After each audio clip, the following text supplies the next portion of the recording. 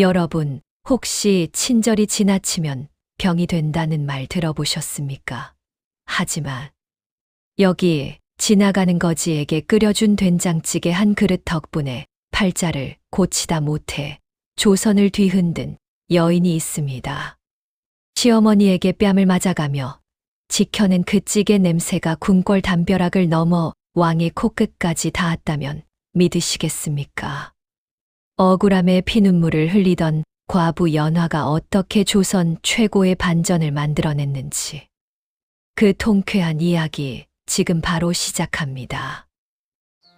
조용히 전해지는 야담 이야기에 오신 여러분을 진심으로 환영합니다. 이 영상이 기대가 되신다면 구독, 좋아요, 알림 설정을 해주세요. 그럼 이야기 속으로 들어갈까요? 아이고, 내 팔자야. 어떤 집은 며느리가 복덩이라더니 우리 집은 어디서 남편 잡아먹는 살성 가득한 년이 굴러들어와서 이 고생인가 몰라. 몰아치는 칼바람에 문풍지가 바르르 소리를 내며 우는 엄동설안의 밤.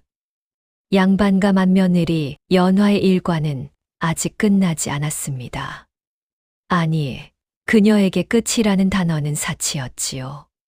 시어머니 조씨 부인은 화롯가에 앉아 뜨끈한 정과를 씹으며 대청마루에서 걸레질하는 연화의 뒷모습을 향해 연신 독서를 내뱉었습니다. 내년이 우리 집에 발을 들인 지 사흘 만에 내 아들이 급체로 떠나고 열흘 만에 뒷마당 가축들이 몰살당했다. 이건 다 내년의 기운이 흉해서 그런 거야. 그런데도 염치 없이 입구멍에 밥을 쳐넣어 내 아들 목숨값으로 연명하는 년 같으니라고. 연화는 빨갛게 터져 진물이 흐르는 손으로 걸레를 꽉 쥐었습니다. 고개를 숙이자 눈물 한 방울이 얼음장 같은 바닥으로 툭 떨어졌습니다. 하지만 그녀는 소리내어 울 수도 없었습니다. 울음소리가 들리면 재수 없게 어디서 곡소리냐 하며 더 큰 매질이 날아올 테니까요. 어머니, 저녁상 올렸습니다. 진지 잡수시지요. 연화가 정성껏 끓인 뽀얀 북엇국과 같이 이천 쌀밥을 내왔습니다. 하루 종일 굶은 그녀의 배에서 꼬르륵 소리가 났지만 조씨 부인은 숟가락을 들 생각도 하지 않았습니다. 오히려 눈을 가늘게 뜨더니 국그릇을 손으로 툭 쳐버렸습니다. 챙그랑, 이걸 국이라고 끓였느냐? 간도 안 맞고 냄새만 고약하구나. 내 아들이 저승에서 배를 골고 있는데 내년은 이렇게 기름진 밥을 처먹으려고 해. 여봐라, 전바가 와서 이거 먹어라. 조씨 부인은 연화가 땀 흘려 지은 밥을 마당 구석에 묶인 누렁이에게 던져버렸습니다. 개가 핥아 먹는 밥그릇을 보며 연화는 마른 침을 삼켰습니다. 시어머니는 비릿한 미소를 지으며 연화의 뺨을 서슬퍼렇게 후려쳤습니다. 철석, 왜 아깝느냐?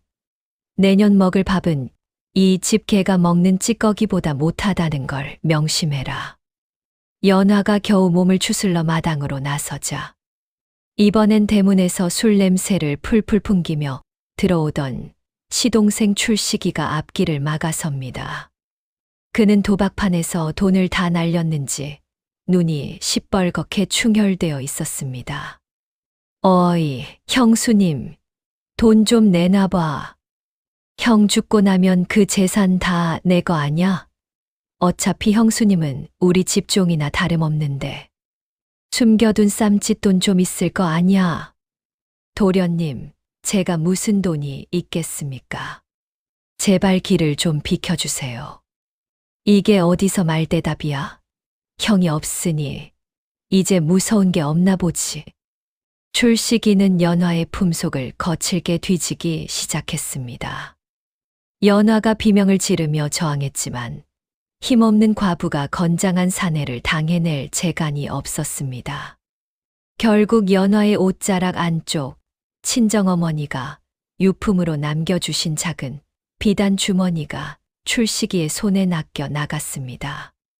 안 돼요. 그것만은 안 됩니다. 저희 어머니가 마지막으로 남겨주신 어머니 유품, 그건 팔면 술값이 꽤 나오겠는데. 형수님 고마워. 내가 나중에 대박 터지면 보리밥이라도 한 그릇 사줄게. 하하하. 출식이는 연화의 간절한 외침을 뒤로하고 어둠 속으로 사라졌습니다. 연화는 무너져 내리는 가슴을 부여잡고 차가운 눈바닥에 주저앉았습니다. 시어머니는 방 안에서 시끄러우니 얼른 꺼지지 못해 라고 고함을 쳤지요. 밤 깊은 냇가, 얼음을 깨고 빨래를 방망이질하는 소리만이 고요한 어둠을 갈랐습니다. 손가락 끝은 이미 감각이 사라진 지 오래였고 갈라진 손등에서는 핏방울이 베어 나와 하얀 천을 붉게 물들였습니다. 차라리 이 물에 코를 박고 죽는 게 나을까. 부모님 곁으로, 서방님 곁으로 가면 이 모진 고생도 끝날 텐데. 연화는 차오르는 서러움에 입술을 깨물고 참았던 울음을 터뜨렸습니다. 하지만 그때 그녀의 뇌리를 스치는 친정어머니의 마지막 유언이 있었습니다. 연화야, 연꽃은 진을 속에서도 가장 아름답게 피어난단다. 모진 바람이 불어도 뿌리를 잃지 말아라. 연화는 피 섞인 손으로 다시 빨래 방망이를 쥐었습니다. 도끼를 품은 그녀의 눈에 비친 보름달은 유난히도 차갑고 시렸습니다. 이 지독한 어둠이 언제쯤 거칠지, 과연 그녀의 인생에도 곁들 날이 올지. 연화의 비참한 통곡 소리가 산을 넘어 메아리치고 있었습니다. 하늘도 연화의 기구한 팔자가 가여왔던 것일까요? 그날 밤, 평소엔 조용하던 산천초목이 비명을 지르기 시작했습니다. 마른 하늘에 날벼락이 치더니 이내 양동이로 퍼붓는 듯한 장대비가 쏟아졌습니다. 냇가에서 피 섞인 빨래를 마친 연화가 덜덜 떨리는 몸을 이끌고 사리문 앞에 다다랐을 때였습니다. 어이쿠, 저게 뭐람? 번쩍이는 번갯불 사이로 누군가 대문 앞에 짐짝처럼 쓰러져 있는 것이 보였습니다. 연화는 가슴이 철렁 내려앉았습니다. 가까이 다가가 보니 갓은 이미 반쪽이 박살나 진흙탕에 굴러다니고 옥색 도포는 갈기갈기 찢겨 검붉은 피로 얼룩진 사내가 거친 숨을 몰아쉬고 있었습니다. 이보세요. 정신 차려보세요. 여보세요. 사내의 어깨를 흔들었지만 그는 물 좀 하는 가느다란 신음만 내뱉을 뿐 눈을 뜨지 못했습니다. 연화는 망설였습니다. 조선 땅에서 과부가 외간 남자를 집안에 들였다가는 그날로 멍석마리를 당해 죽어도 할 말이 없는 시대였으니까요. 하지만 사내의 손끝이 파르르 떨리는 것을 본 순간 연화의 가슴속 깊은 곳에서 잠자고 있던 측은지심이 솟구쳤습니다. 내 팔자가 여기서 더 나빠질 게 무엇이랴. 죽어가는 목숨을 외면하면 사람이 아니지. 연화는 한 끼도 못 먹어 힘이 하나도 없는 몸으로 사내의 팔을 어깨에 메고 바닥을 기듯 끌기 시작했습니다. 빗물과 진흙이 범벅이 된 채 연화는 자신의 유일한 안식처인 좁고 어두운 헛간방으로 사내를 간신히 옮겼습니다. 사내를 집단 위에 눕히고 젖은 옷을 닦아주던 연화는 깜짝 놀랐습니다. 겉으로 보기엔 초라한 나그네였으나 찢어진 옷, 사이로 보이는 속곳은 평범한 백성들은 구경조차 못할 귀한 비단이었고 사내의 손은 무술을 익힌 듯 단단하면서도 기품이 서려 있었지요. 하지만 지금 그 사내는 당장이라도 숨이 넘어갈 듯 안색이 창백했습니다. 따뜻한 것이라도 먹여야 할 텐데. 이를 어째. 연화는 조심스럽게 부엌으로 향했습니다. 발소리가 날까봐 집신을 벗어 품에 안고 얼음장 같은 마당을 맨발로 까치발을 들고 걸었습니다. 시어머니 조씨 부인의 코골이 소리가 들릴 때마다 연화의 심장은 방망이질 쳤습니다. 들키면 그날로 끝이었지요. 부엌 구석 아무도 모르게 장독대 밑바닥에 숨겨두었던 작은 옹기 하나를 꺼냈습니다. 그것은 연화가 내일 아침, 아니 아마도 며칠간 자신의 목숨을 이어가기 위해 아껴두었던 마지막 된장, 한 덩이와 두부 반 모였습니다. 시동생 출시기가 술값으로 다 팔아치우고 남은 그야말로 연화의 생명줄과 같은 식량이었지요. 연화는 숨을 죽이고 아궁이에 불을 지폈습니다. 연기가 밖으로 셀까봐 솥뚜껑을 꽉 닫고 정성스럽게 된장을 풀었습니다. 보글, 보글보글. 어두운 부엌 안 구수한 된장 향기가 피어오르기 시작했습니다. 연화는 그 냄새를 맡으며 자신도 모르게 눈물을 훔쳤습니다. 어릴 적 친정어머니가 끓여주시던 그 찌개 냄새와 똑같았거든요.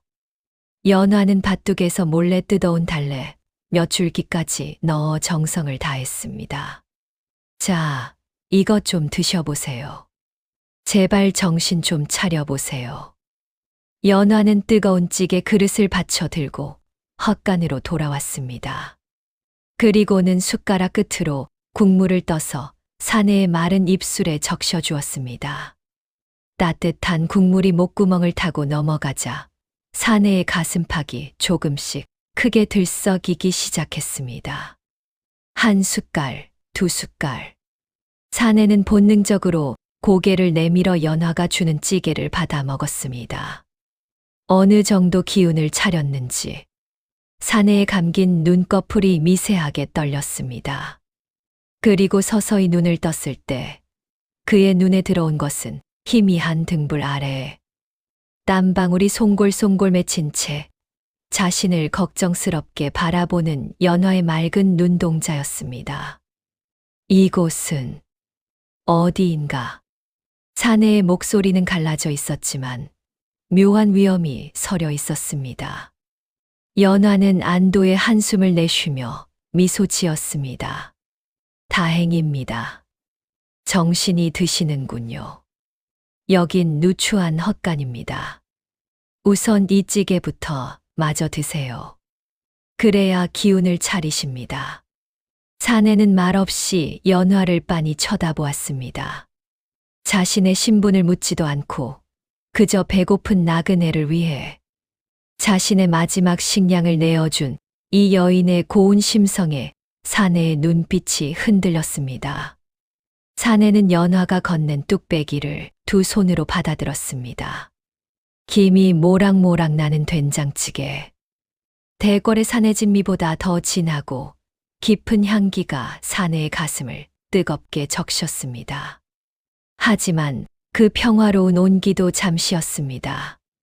멀리 안채에서 방문이 거칠게 열리는 소리가 들려왔습니다. 이게 무슨 냄새냐? 아니, 이 미친년이 기어코 사고를 치는구나. 조씨 부인의 서슬퍼런 고함이 빗소리를 뚫고 헛간을 향해 다가오고 있었습니다. 연화의 안색이 하얗게 질렸습니다. 이제 지옥 같은 폭풍우가 헛간 문을 두드리기 직전이었습니다. 이게 무슨 해괴한 냄새냐? 아니, 이 집구석에 고기 썩는 냄새도 아니고 이 귀한 된장 냄새가 왜 여기서 나? 과당, 낡은 헛간 문이 종이장처럼 너덜거리며 떨어져 나갔습니다. 문을 발로 걷어차고 들어온 것은 눈을 부라린 시어머니, 조씨 부인과 술기운에 얼굴이 벌겋게 달아오른 시동생 출식이었습니다.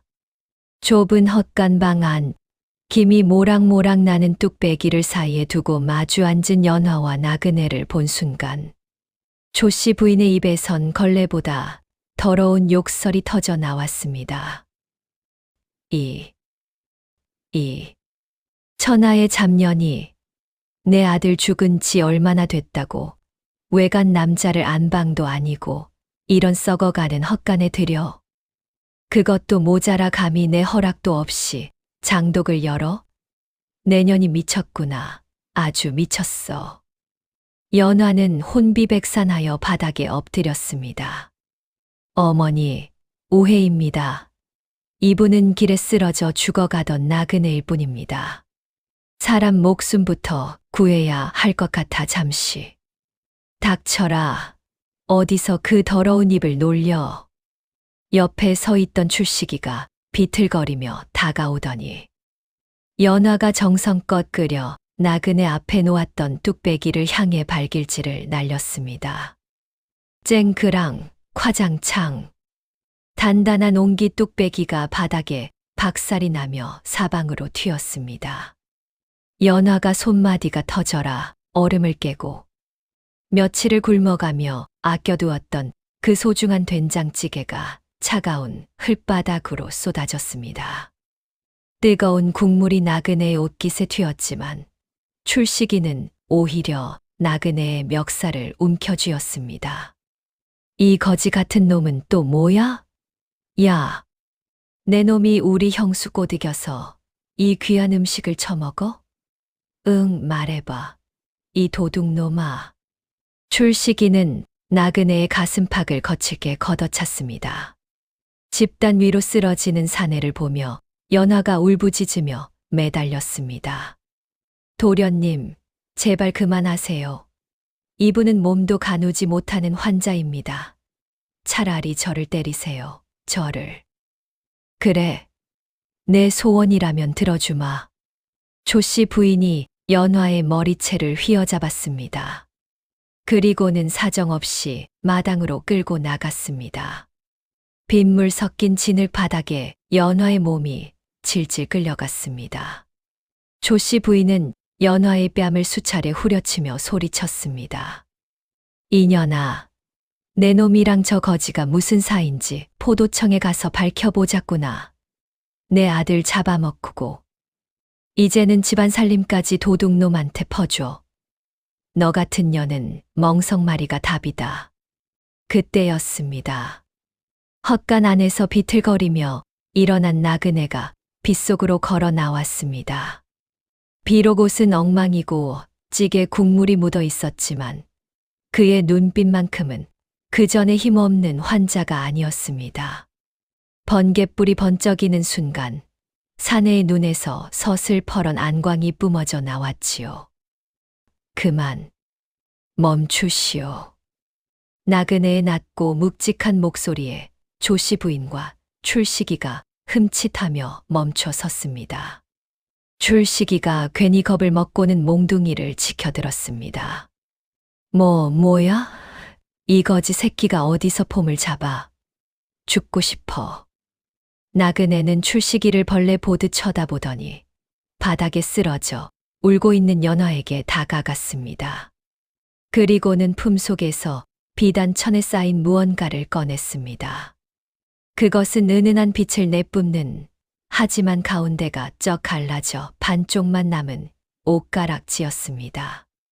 부인 고맙소. 그대가 준 찌개 한 그릇에 담긴 온기. 내 평생 잊지 않겠소. 사내는 연화의 떨리는 손을 잡아 가락지를 쥐어주었습니다. 그의 손은 따뜻했고 목소리에는 거부할 수 없는 위엄이 서려 있었습니다. 지금은 이 깨진 가락지밖에 줄 것이 없으나 이것을 목숨처럼 간직하시오. 석 달 뒤 한양 도성 수락안에서 구수한 된장 냄새가 진동하는 날. 이것을 들고 오시오. 그러면 그대가 흘린 눈물을 내가 모두 닦아주리다. 조씨 부인이 옆에서 비웃었습니다. 아이고, 웃기고 있네.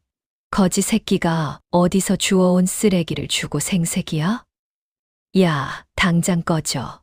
포졸들 부르기 전에. 나그네는 대답 대신 조씨 부인과 출식이를 한 번씩 쏘아보았습니다.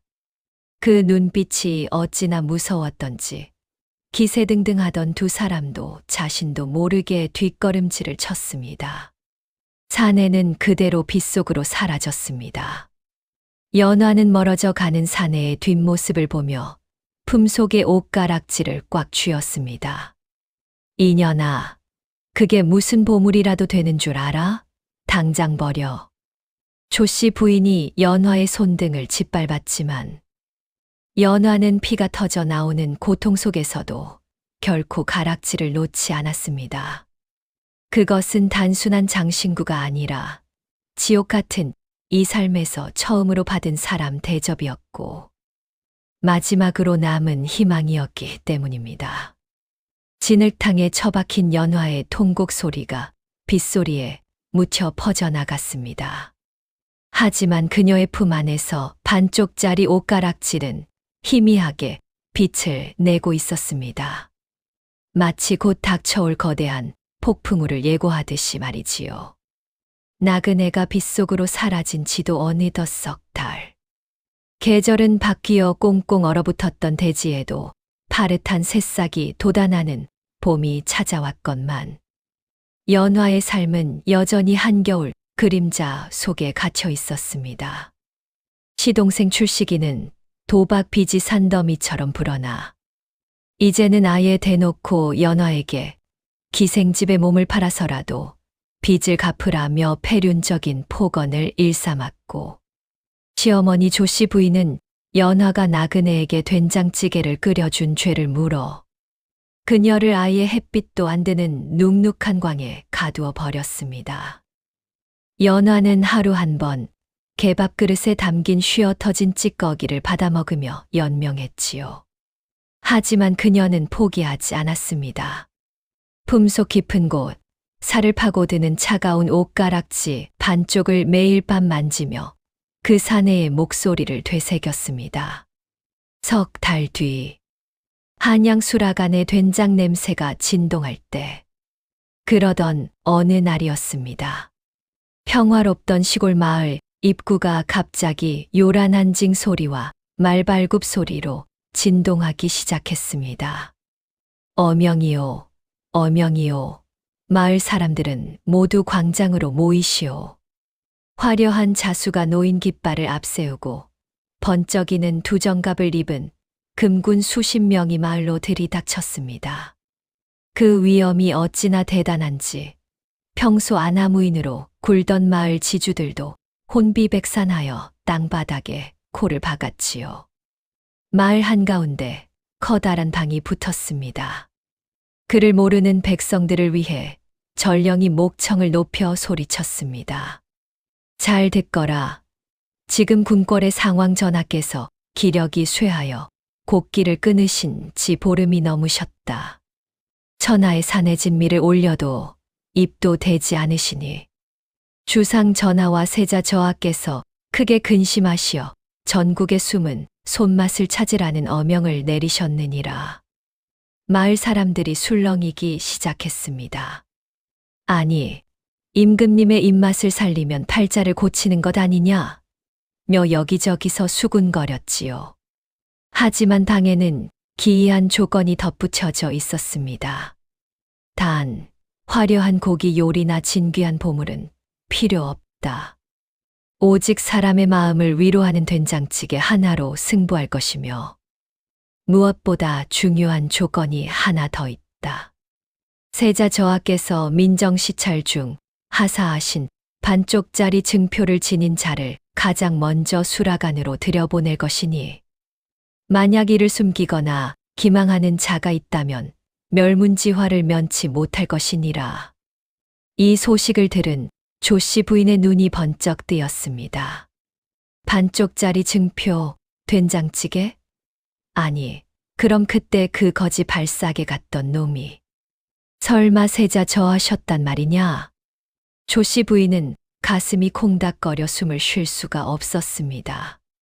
그녀는 곧장 집으로 달려가 도박판에서 널브러져 자고 있던 출시기를 발로 찼습니다. 야, 이놈아, 일어나라. 대박이 터졌다. 대박이. 아이고, 어머니. 대박은 무슨. 판돈이나 좀 줘요. 이 멍청한 놈아.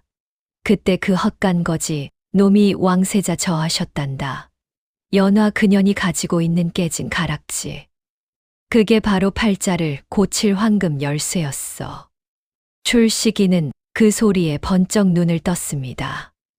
두 모자의 눈에는 탐욕의 불꽃이 이글거렸지요.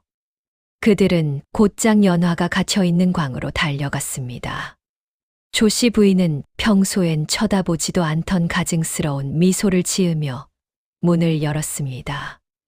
아이고, 우리 착한 며느리. 그동안 고생 많았지? 내가 다 생각이 있어서 너를 여기 둔 거란다. 자, 이것 좀 봐라. 내가 맛있는 고기 반찬을 좀 가져왔어. 연화는 영문도 모른 채 겁에 질려 구석으로 몸을 웅크렸습니다. 조씨 부인은 연화의 손을 덥석 잡더니 본색을 드러냈습니다. 얘야, 연화야. 그때 그 나그네가 준 가락지 있지. 그거 이 어머니한테 잠시만 주렴. 내가 궁궐에 가면 무시당할까봐 내가 대신 깨끗하게 닦아서 주려고 그런단다. 안 됩니다, 어머니. 이건 제게 소중한 물건입니다. 연화가 거절하자 옆에 있던 출시기가 몽둥이를 바닥에 쾅 내리쳤습니다. 인연이 좋게 말하니까 안 되겠네. 야, 그거 안 내놔? 내년이 감히 세자 저하의 증표를 독차지해서 우리를 버리고 혼자 잘 살겠다고? 당장 내놔.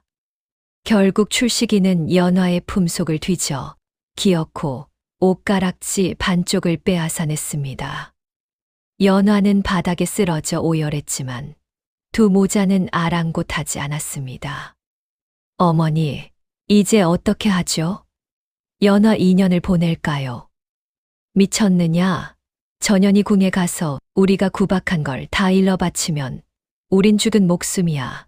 대신 우리 순덕이를 연화로 꾸며서 보내자.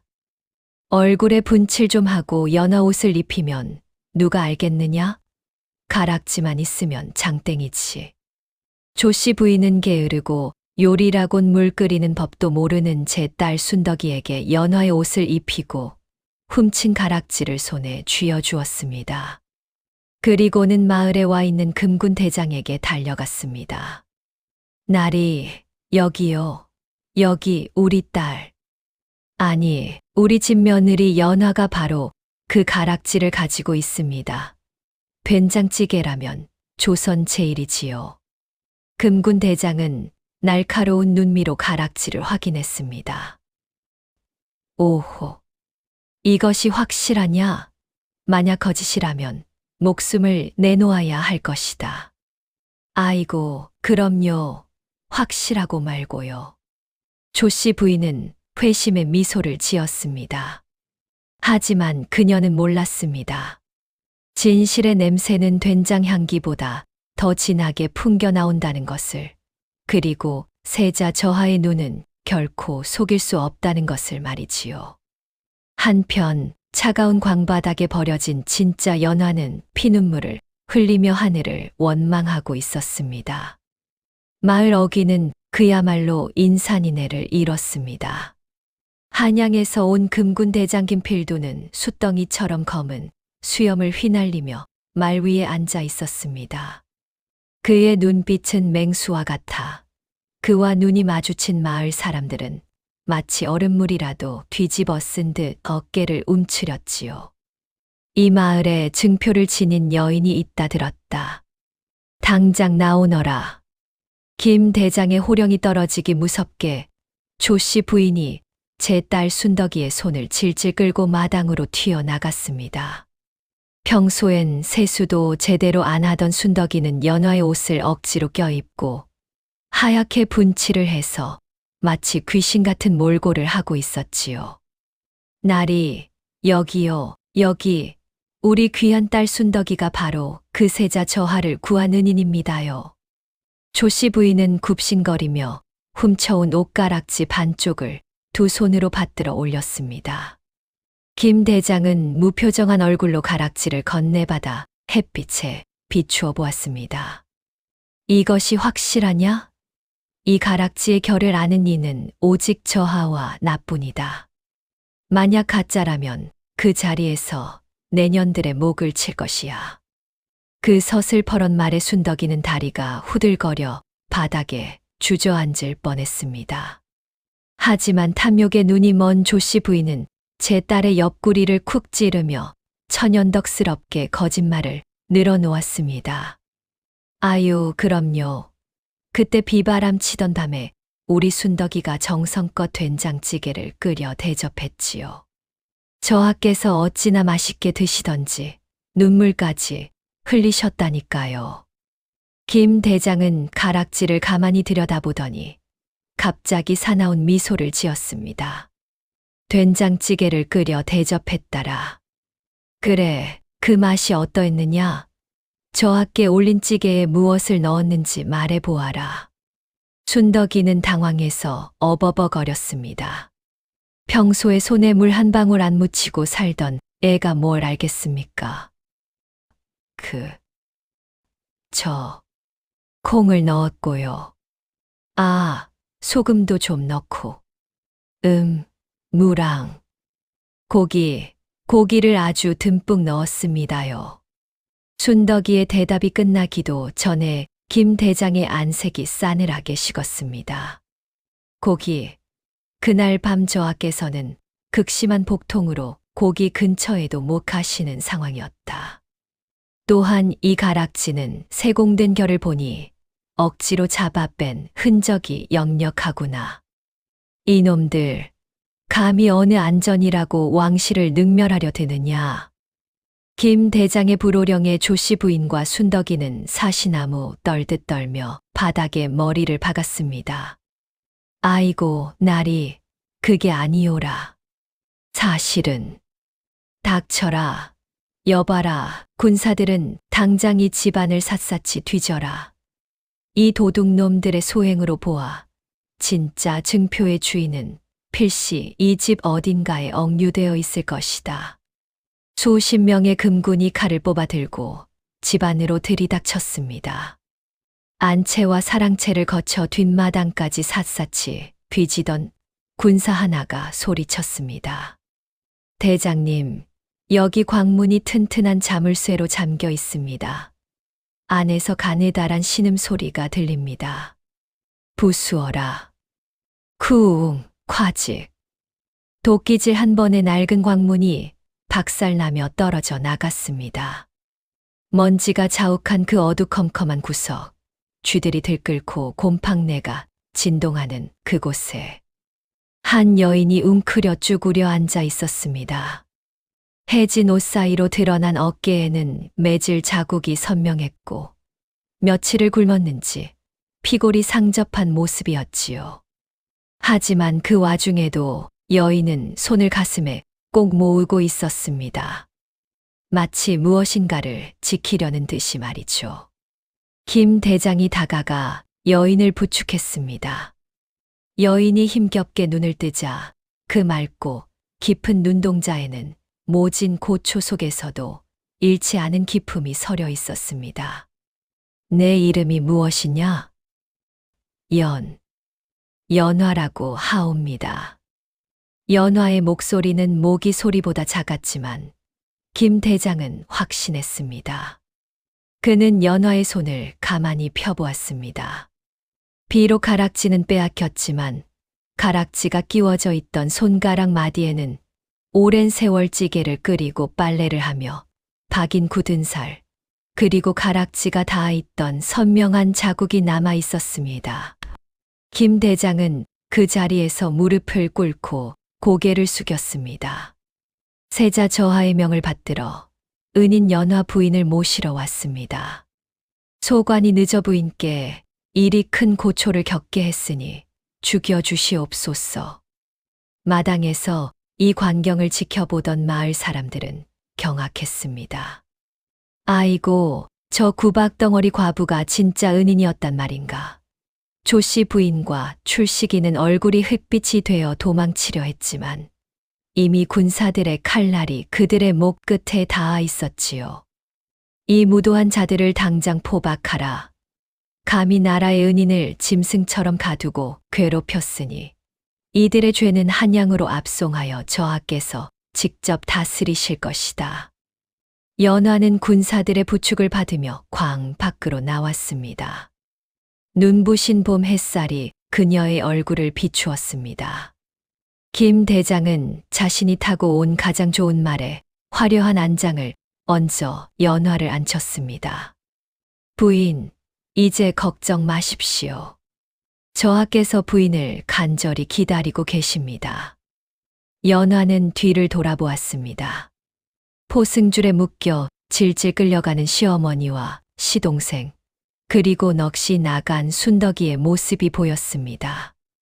억울함에 사무쳤던 석 달의 세월이 주마등처럼 스쳐 지나갔고 연화의 눈에선 비로소 뜨거운 안도의 눈물이 흘러내렸습니다.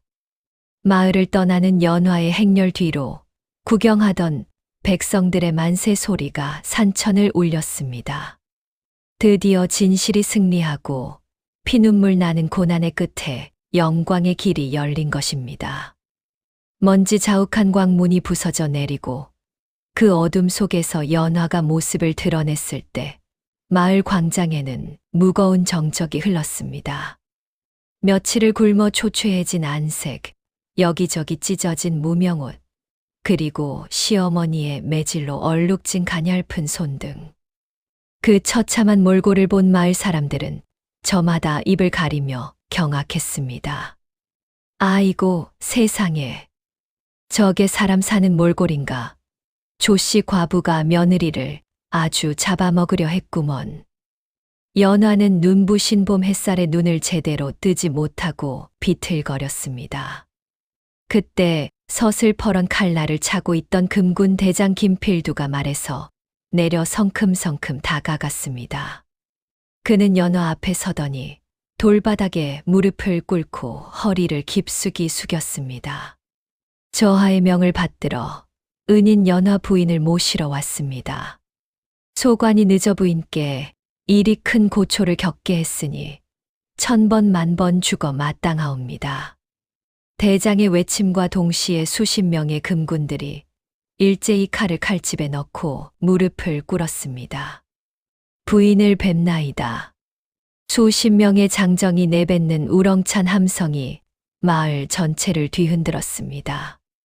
이 광경을 본 조씨 부인과 출식이는 넋이 나간 채 바닥에 주저앉았습니다. 방금 전까지 내 딸이 은인이다라며 기세등등하게 가짜 가락지를 내밀던 조씨 부인의 입술이 파르르 떨리기 시작했지요. 이럴 리가 없다. 저녀는 남편 잡아먹은 과부일 뿐인데 어찌 세자 저하의 은인이란 말이냐? 김 대장은 차가운 눈빛으로 조씨 부인을 쏘아보았습니다. 입 닥치거라.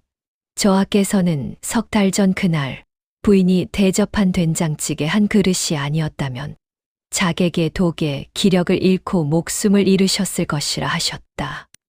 그런데 감히 은인을 이런 짐승만도 못한 곳에 가두고 학대해? 여봐라. 이 무도한 자들을 당장 포박하라.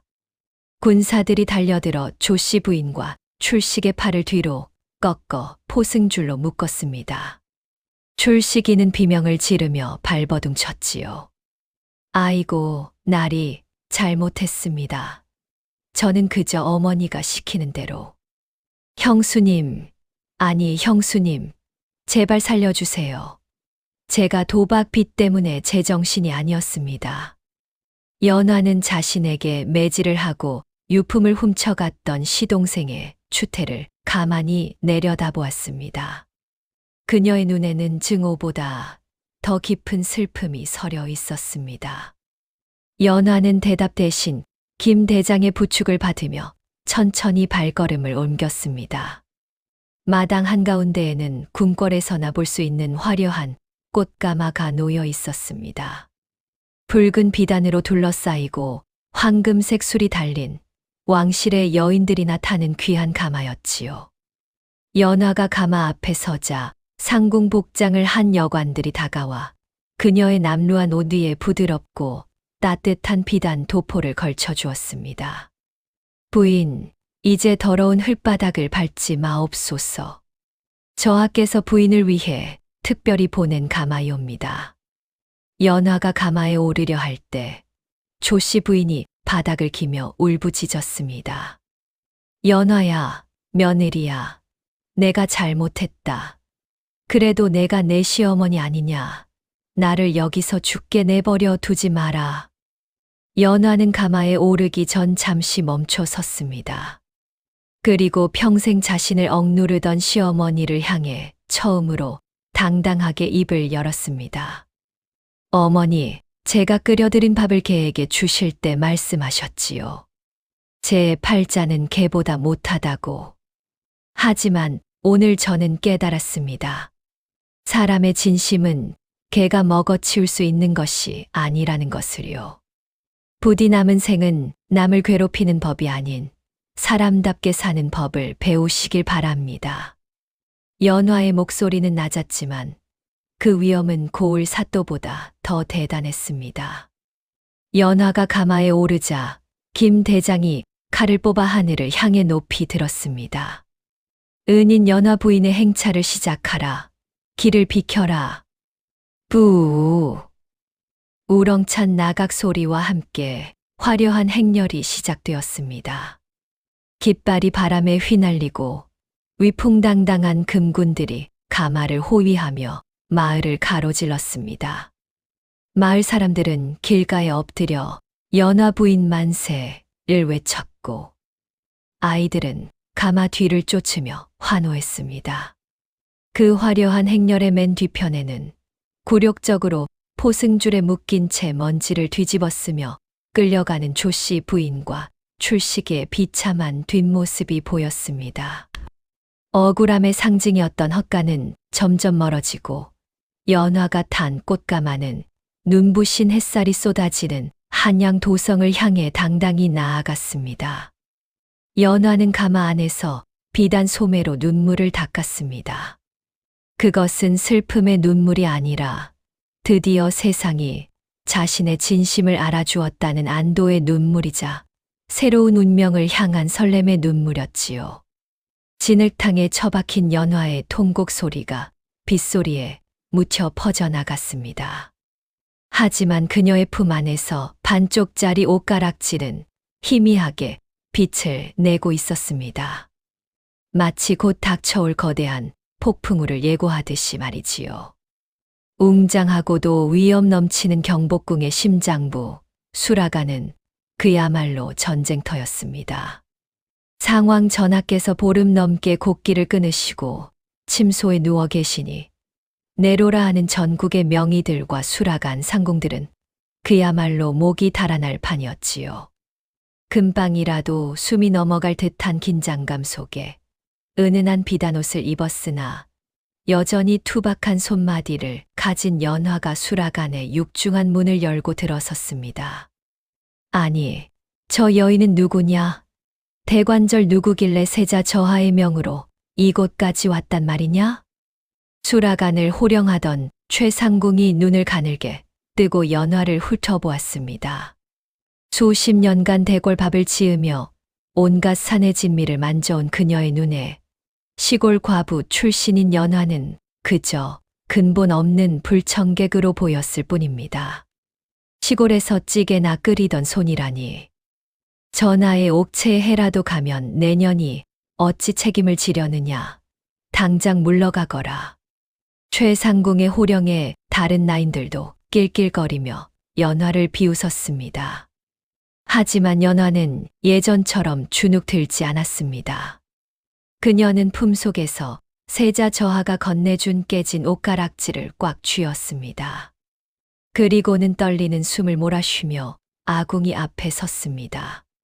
상궁마님, 저는 화려한 요리는 모릅니다. 하지만 배고픈 이의 속을 달래주고 얼어붙은 마음을 녹여주는 맛이 무엇인지는 압니다. 한 번만 기회를 주십시오. 연화는 최상궁의 비아냥을 뒤로 한 채 정갈하게 씻은 뚝배기를 불 위에 올렸습니다. 대궐의 금그릇, 은그릇이 즐비했지만 연화가 선택한 것은 가장 투박하고 소박한 흙뚝배기였습니다. 먼저 가마솥에서 갓 우려낸 맑은 육수를 붓고 궁궐 장고에서 가장 깊은 맛을 낸다는 10년 묵은 진장 대신 그녀가 고향집 장독대에 깊숙이 숨겨두었던 그 묵직하고 구수한 된장을 한 숟갈 크게 떠 넣었습니다. 치이 뜨겁게 달궈진 뚝배기에 된장이 닿는 순간 수락 안의 공기가 순식간에 바뀌기 시작했습니다. 기름진 고기 냄새와 자극적인 향신료 냄새가 가득하던 그곳에 마치 고향집 뒷마당에서 맡았던 것 같은 어머니의 품속 같은 평온한 향기가 차오르기 시작한 것입니다. 연화는 석 달 전 그 빗속의 나그네를 위해 끓였던 그 마음으로 정성을 다했습니다. 서슬퍼런 시어머니의 눈치를 보며 끓이던 그때와 달리 이제는 오직 한 사람의 생명을 살리겠다는 일념뿐이었지요.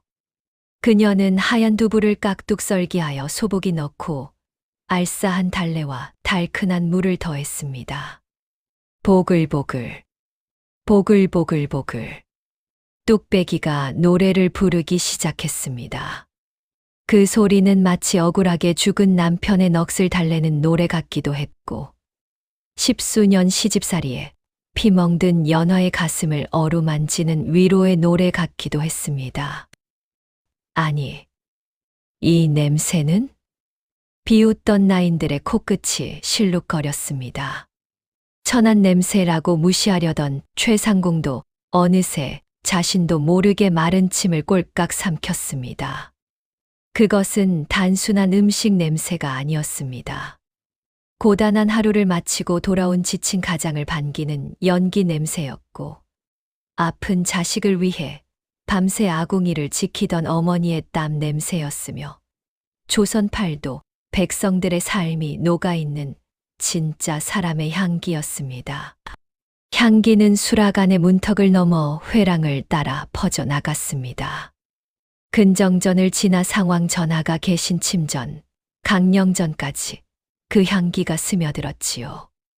그때였습니다. 보름 동안 감긴 눈을 뜨지 못하고 신음하시던 상왕 전하가 코끝을 실룩이더니 기적처럼 천천히 눈을 뜨셨습니다.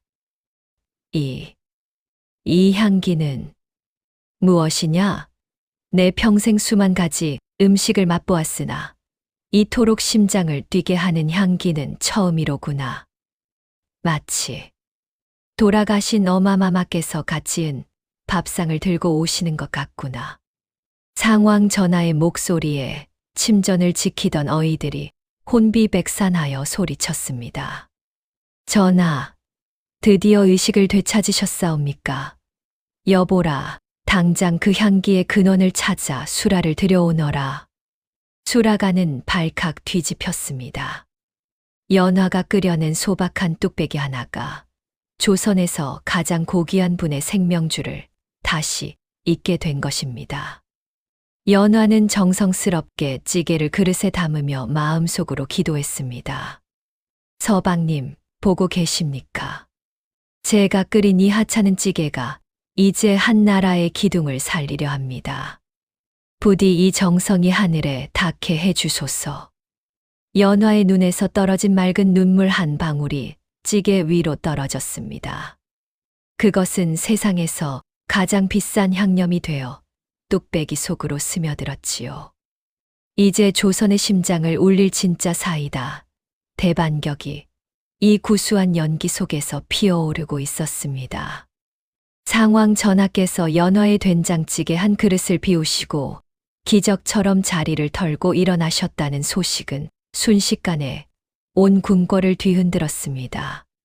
수락한 상궁들은 사색이 되어 바닥에 엎드렸고, 연화는 영문도 모른 채 내관들의 안내를 받아 대궐에서 가장 웅장하고 범접할 수 없는 위엄이 서린 강령전으로 향했습니다. 연화가 걷는 대궐 복도는 끝도 없이 길었습니다. 발바닥에 닿는 매끄러운 툇마루의 감촉은 그녀가 평생 밟아온 흙바닥과는 비교도 할 수 없을 만큼 차갑고도 고귀했지요. 내가 꿈을 꾸는 것은 아닐까? 헛간에서 굶주림에 지쳐 죽기 직전에 보는 환상은 아닐까? 연화는 자신의 허벅지를 꼬집어 보았습니다. 아릿한 통증이 느껴지는 걸 보니 꿈이 아니었습니다. 거대한 붉은 문이 열리고 연화가 마침내 어전으로 들어섰을 때 그녀의 눈앞에는 화려함의 극치가 펼쳐져 있었습니다. 수십 명의 고위 관료들이 서슬퍼런 눈빛으로 도열해 있었고 공기 중에는 진한 침향 냄새와 왕실의 권위가 짓누르는 듯한 중압감이 감돌았습니다. 수라를 올린 여인 연화는 앞으로 나오너라. 상황 전하의 묵직한 목소리에 연화는 숨도 제대로 쉬지 못한 채 바닥에 바짝 엎드렸습니다. 고개를 들거라. 내 평생 이토록 따뜻하고 정갈한 맛은 처음 보았느니라. 죽어가던 이 늙은이의 영혼을 깨운 너의 공이 실로 크도다. 연화는 떨리는 목소리로 겨우 대답했습니다. 전하, 소인은 그저 배고픈 이에게 정성을 다하는 법을 배웠을 뿐이옵니다. 과분한 찬사에 몸둘 바를 모르겠나이다. 그때였습니다. 상왕 전하의 옥좌 옆 그림자처럼 서 있던 한 사내가 천천히 계단을 내려오기 시작했습니다. 사각, 사각. 사내가 움직일 때마다 허리춤에 찬 옥놀이개와 칼집이 부딪히며 청아한 소리를 냈습니다. 연화는 감히 고개를 들 수 없었지만 코끝으로 전해지는 익숙한 향취에 심장이 멎는 것 같았습니다. 비 냄새와 흙 냄새에 섞여 있던 그날 밤 헛간에서 사내의 몸에서 배어나왔던 그 고결한 향기. 사내의 발걸음이 연화의 바로 코앞에서 멈췄습니다. 부인, 고개를 들어 나를 보시오. 석 달 전 빗속에서 나눈 약속을 잊었단 말이오? 그 목소리, 연화의 귓가를 맴돌던 낮고도 힘있는 그 나그네의 목소리였습니다. 연화는 자신도 모르게 고개를 들었습니다. 그리고 그녀는 비명을 지를 뻔한 것을 간신히 참아냈습니다. 눈앞에 서 있는 사내는 더 이상 피에 젖은 옥색 도포를 입은 초라한 나그네가 아니었습니다. 온몸에 황금색 용이 수놓아진 짙은 남색 용포를 입고 머리에는 조선의 국본을 상징하는 익선관을 쓴 사내. 범접할 수 없는 기백과 서슬퍼런 위엄을 내뿜는 이 나라의 왕세자, 이신 저하였습니다. 아, 저하. 연화의 눈에서 굵은 눈물방울이 뚝 떨어졌습니다. 세자 이신은 온화한 미소를 지으며 연화 앞에 한쪽 무릎을 굽히고 앉았습니다. 수십 명의 신하들이 경악하며 저하, 채통을 지키소서 라고 외쳤으나 그는 아랑곳하지 않았습니다. 이신은 품속에서 비단 수건에 정성스럽게 쌓인 무언가를 꺼냈습니다. 그것은 다름 아닌 연화가 시어머니와 시동생에게 빼앗겼던 바로 그 옷가락지 반쪽이었습니다. 이것을 찾느라 고생이 많았소. 내 가락지 속에 든 결을 따라 범인을 추적했기에 그대를 가둔 그 무도한 자들을 잡아낼 수 있었소. 이신은 자신의 손에 쥐고 있던 나머지 반쪽 가락지를 꺼내 연화의 손 위에 놓인 가락지와 맞추었습니다. 딸깍. 어긋나 있던 두 조각이 완벽하게 하나가 되었습니다. 마치 연화의 찢어진 삶이 오늘 이 순간 비로소 온전해지는 것처럼 말이지요. 부인이 지켜낸 이 반쪽이 내 목숨을 살렸고 부인의 정성이 아바마마를 살렸소. 이제 내가 그대의 억울함을 씻어주고 그대의 눈물을 닦아줄 차례요. 이신이 연화의 거친 손을 두 손으로 감싸 쥐었습니다. 연화의 투박한 손마디와 세자의 고운 손이 겹쳐지는 순간 어전에 모인 모든 이들은 숨을 죽였습니다. 여보라, 이 여인을 짐승처럼 부리고 감히 왕실의 증표를 훔친 대역죄인들을 지금 당장 이 자리로 끌고 오너라. 내 오늘 만인 앞에서 진정한 정의가 무엇인지 보여주리라. 세자의 불호령이 대궐을 울렸습니다. 연화는 비로소 깨달았습니다. 자신이 끓였던 그 보잘것없는 찌개 한 그릇이 단순한 음식이 아니라 자신의 운명을 구원할 거대한 파도가 되어 돌아왔음을 말이지요. 죄인들을 끌고 오너라. 세자 이신의 서슬퍼런 어명이 떨어지기가 무섭게 강령전 앞 넓은 박성 마당으로 포승줄에 꽁꽁 묶인 두 그림자가 개 끌리듯 끌려 들어왔습니다. 바로 시어머니 조씨 부인과 시동생 박출식이었지요. 불과 며칠 전까지만 해도 연화의 머리채를 잡고 흔들며 개보다 못한 년이라 소리치던 그들이었으나 이제는 공포에 질려 뼛속까지 덜덜 떨며 마룻바닥에 머리를 짓박고 있었습니다. 아이고 나리, 아니 저희는 그저 저희는 아무 죄가 없사옵니다. 다 오해가 있었던 것이옵니다. 조씨 부인이 바닥을 기며 비굴하게 소리쳤습니다. 하지만 그녀가 고개를 슬쩍 들어 앞을 본 순간 그녀의 눈이 튀어나올 듯 커졌습니다. 저 높은 옥좌 옆 세자 저하의 바로 곁에 눈부신 비단옷을 입고 앉아 자신을 차가운 눈빛으로 내려다보는 여인. 바로 자신이 헛간에 가두고 굶겼던 며느리 연화가 있었기 때문입니다. 너, 내년이 왜 거기 있느냐? 내년이 감히 어느 안전이라고 거기 앉아 있어. 당장 내려오지 못할까? 조씨 부인은 제 버릇게 못 준다고 상황 파악도 못한 채 연화를 향해 삿대질을 하려 했습니다. 그때였습니다. 내 이놈들, 감히 어느 안전이라고 주둥이를 함부로 놀리느냐. 세자 이신이 옥좌에서 일어나 계단을 한 걸음씩 밟고 내려왔습니다. 그가 발을 내디딜 때마다 마당에는 서슬퍼런 살기가 가득 찼습니다. 이신은 바닥에 엎드린 출식의 머리맡에 멈춰 섰습니다.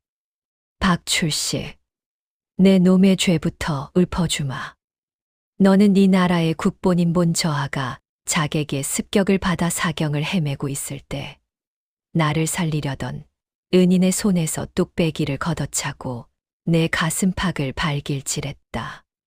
또한 왕실의 증표인 옷가락지를 강탈하고 은인을 기생집에 팔아넘기려 모의했지.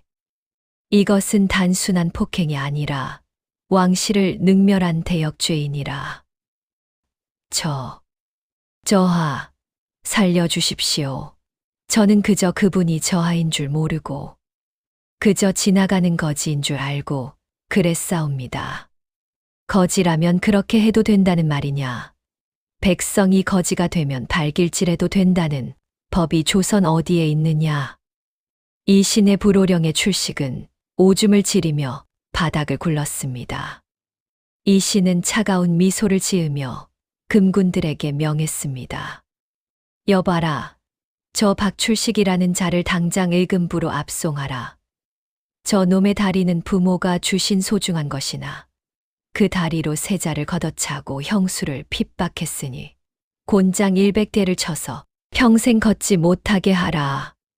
또한 평생 함경도 오지의 광산 노역형에 처해 죽을 때까지 곡괭이를 놓지 못하게 할 것이다.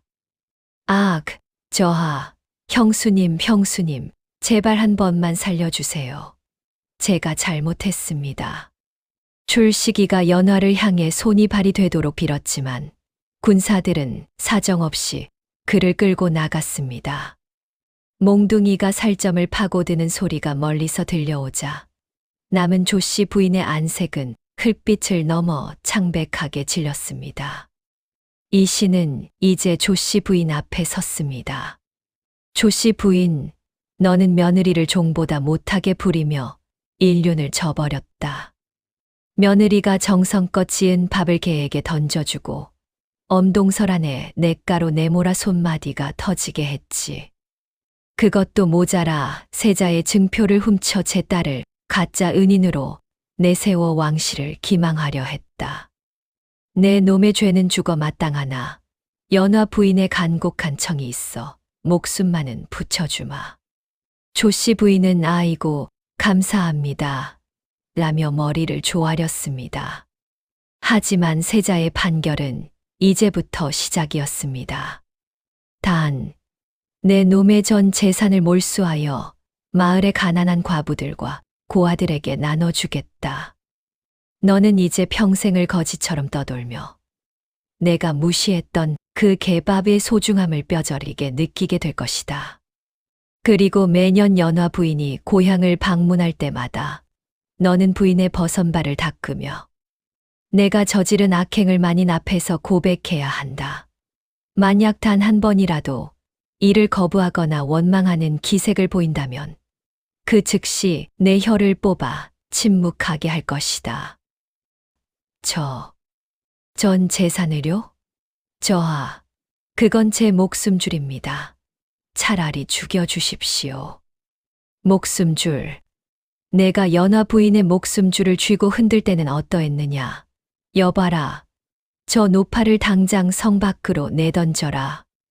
군사들이 달려들어 조씨 부인의 화려한 비단 저고리를 찢어발기고 그녀를 가마떼기처럼 들어올려 대궐 밖으로 던져버렸습니다.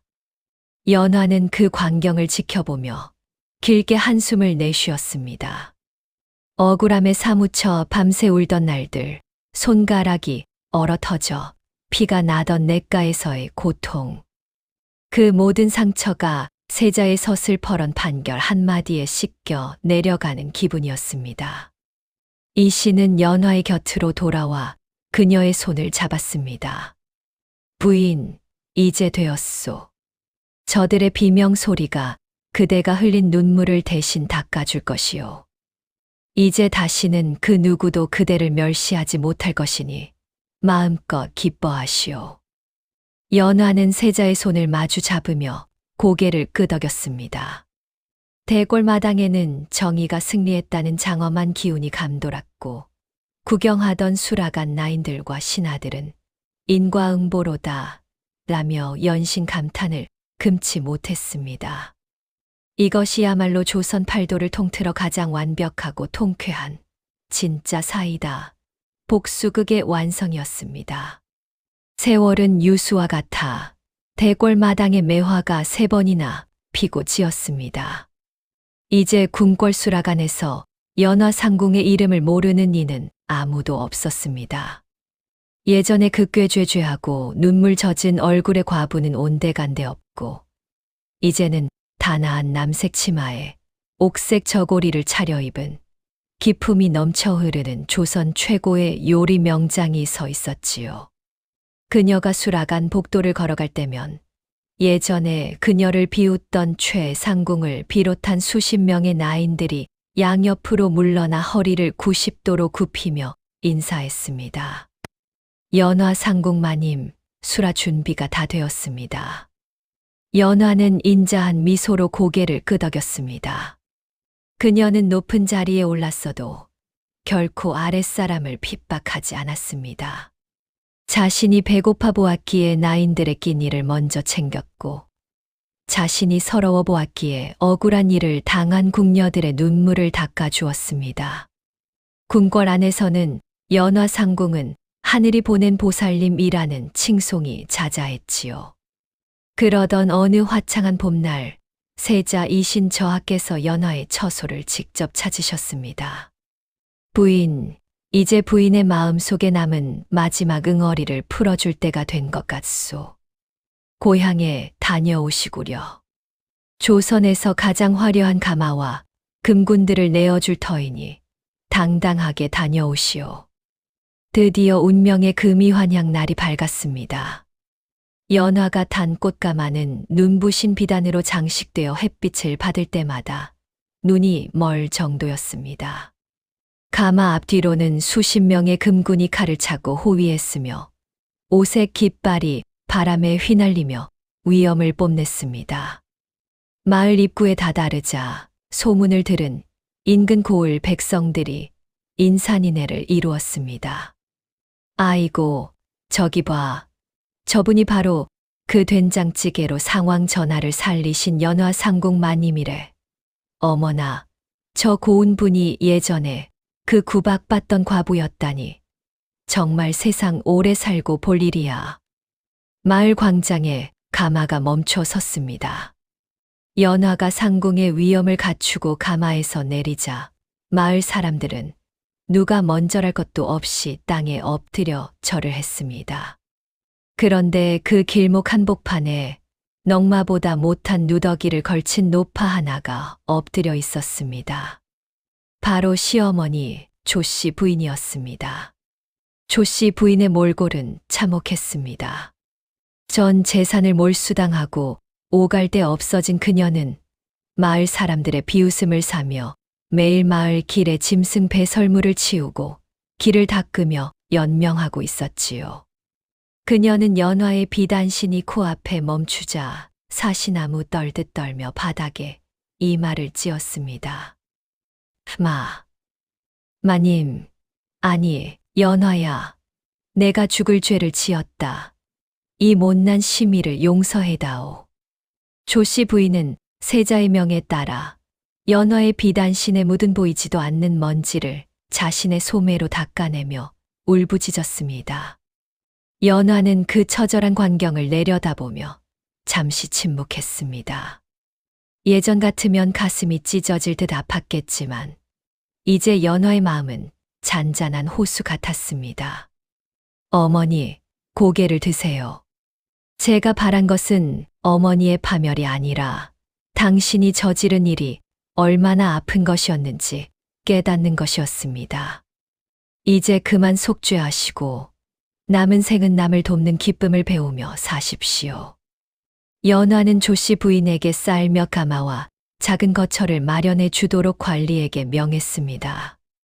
진정한 복수는 똑같이 갚아주는 것이 아니라 압도적인 높이에서 자비를 베풀어 상대가 스스로의 자금을 깨닫게 하는 것임을 연화는 알고 있었던 것이지요. 마지막으로 연화는 남편의 묘소를 찾았습니다. 잡초 하나 없이 정갈하게 관리된 묘 앞에 선 연화는 정성껏 끓여온 된장찌개 한 그릇을 올렸습니다. 서방님, 이제 걱정 마십시오. 저 잘 살고 있습니다.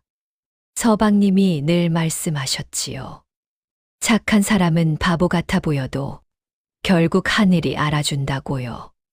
그 말씀이 맞았습니다. 저 이제 행복합니다. 바람이 불어와 연화의 비단 소매를 어루만졌습니다. 마치 남편이 그녀의 고생을 다 안다는 듯 따스한 손길 같았지요. 연화는 환하게 미소 지었습니다. 억울함은 눈 녹듯 사라졌고 그녀의 앞날에는 오직 구수한 된장 향기 같은 포근한 축복만이 가득할 것입니다. 연화 부인이 화려한 가마를 타고 한양으로 돌아간 뒤 그녀가 머물던 그 초라한 헛간 마을에는 기이한 변화가 일어났습니다. 마을 사람들은 연화 부인이 베풀고 간 쌀과 비단으로 굶주림을 면한 것에 그치지 않았습니다. 그녀가 10수년간 구박을 견디며 빨래를 하던 그 차가운 냇가 옆에는 작은 비석 하나가 세워졌지요. 백성들은 그곳을 연화천이라 부르며 마음이 어지럽거나 억울한 일이 생길 때마다 그 비석을 어루만지며 연화의 인내와 복수를 되새겼습니다.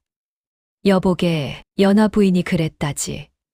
죽을 만큼 힘들어도 된장찌개 끓이는 정성만큼은 잃지 말라고. 그래야 하늘이 감동해서 왕세자 저하를 보내주신다고 말이야. 마을의 과부들과 힘없는 백성들에게 연화는 단순히 운 좋은 여인이 아니라 포기하지 않는 희망의 상징이 되었습니다. 한편 궁궐수락안의 풍경은 또 어떠했겠습니까? 연화는 이제 제조상궁의 자리에 올랐으나 그녀의 처소는 대궐 안에서도 가장 소박했습니다. 그녀는 매일 새벽 가장 먼저 일어나 장독대를 닦았습니다.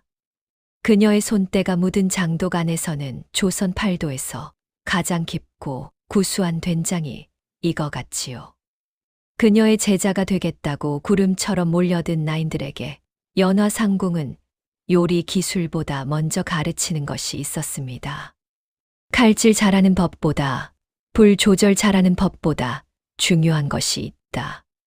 그것은 내 앞에 놓인 뚝배기 하나에 이 음식을 먹을 사람의 아픔을 얼마나 녹여낼 수 있느냐 하는 것이다. 내가 비단옷을 입었다고 해서 헛간의 냄새를 잊는 순간 내 음식은 독이 될 것이다. 그 가르침을 받은 나인들은 훗날 조선 전역으로 퍼져나가 백성들의 배고픔뿐만 아니라 고달픈 마음까지 어루만지는 진정한 요리사가 되었습니다. 그렇다면 우리의 혈압 상승 유발자들, 시어머니 조 씨와 시동생 출식이는 어떻게 되었을까요? 세자의 명에 따라 목숨만은 건졌으나 그들의 삶은 죽음보다 더한 고통의 연속이었습니다. 조 씨 부인은 연화가 베풀어준 작은 초가집에서 지냈으나 마을 사람들의 눈총의 낮에는 감히 밖을 나오지도 못했습니다. 그녀는 매일 밤 꿈속에서 연화의 뺨을 때리던 자신의 손이 불길에 휩싸이는 환상을 보며 비명을 지르며 깨어났지요. 그녀가 연화에게 던졌던 그 개밥은 이제 그녀의 유일한 식사가 되었습니다. 마을 아이들은 조 씨 부인이 지나갈 때마다 돌을 던지며 노래를 불렀습니다. 며느리 밥 뺏어게 주더니 이제는 제 밥도 못 찾아 먹네. 욕심쟁이 할망구. 쯧쯧쯧. 그녀는 죽는 순간까지 연화에게 용서를 빌었으나 이미 굳어버린 사람들의 마음은 돌아서지 않았습니다.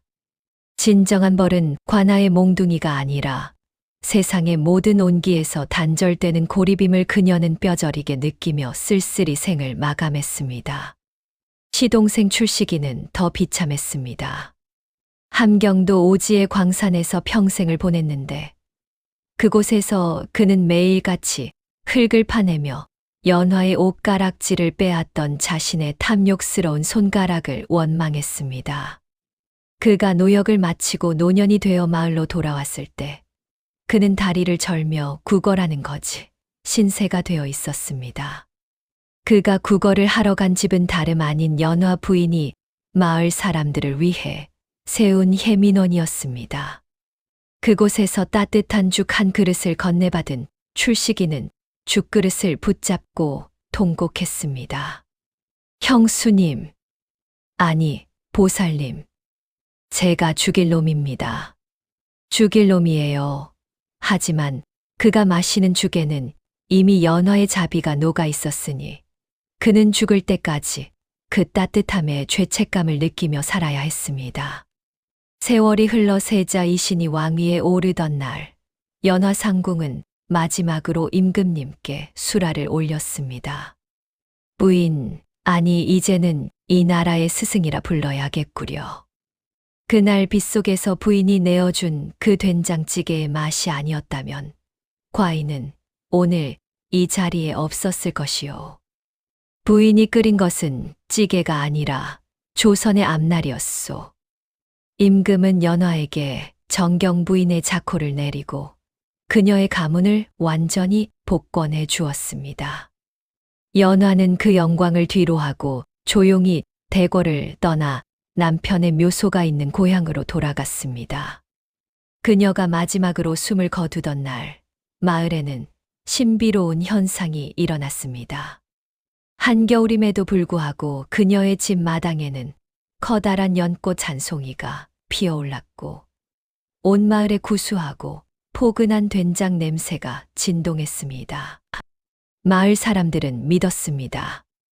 연화 부인이 하늘로 올라가 부엌의 신이 되어 이 세상 모든 억울하고 배고픈 백성들을 보살피고 계신다고 말이지요. 오늘날 우리가 힘든 일을 겪을 때 따뜻한 된장찌개 한 그릇에 위로받는 것은 아마도 수백 년 전 연화 부인이 뚝배기 속에 담아두었던 그 희망과 정성이 우리 피 속에 흐르고 있기 때문일지도 모릅니다. 연화 부인이 세상을 떠나고 100년이라는 세월이 흘렀습니다. 강산이 10번이나 변했을 시간이지요. 연화 부인이 살던 고향 마을은 이제 조선에서 가장 인심 좋고 부유한 마을로 소문이 자자했습니다. 그런데 이곳에 예기치 못한 폭풍우가 몰아치기 시작했습니다. 새로 부임한 고을 사또 강만수라는 인물이 문제였지요. 이 강만수는 탐욕이 하늘을 찔러 백성들의 고혈을 짜내기로 악명이 높았습니다. 특히 그는 연화 부인이 남긴 전설적인 된장찌개, 비법이 담긴 황금 뚝배기가 마을 어딘가에 숨겨져 있다는 헛소문을 듣고는 눈이 뒤집혔습니다. 이놈들, 연화 부인이 남긴 보물이 있다는 걸 다 안다. 당장 내놓지 않으면 마을 전체를 불바다로 만들겠다. 강만수는 연화 부인의 사당을 허물고 그 자리를 파헤치려 했습니다. 마을 사람들은 눈물을 흘리며 막아섰지만 서슬퍼런 관군들의 칼날 앞에서는 속수무책이었지요. 바로 그때였습니다. 사당 뒤편 연화 부인이 평소 아끼던 오래된 우물에서 갑자기 황금빛 안개가 뿜어져 나오기 시작했습니다. 뭐야? 저게 뭐냐? 강만수가 당황하며 뒷걸음질 칠 때 안개 속에서 한 여인의 실루엣이 나타났습니다. 눈부신 비단옷을 입었으나 손에는 투박한 찌개 주머니를 든 100년 전 전설 속의 연화 부인의 모습 그대로였습니다.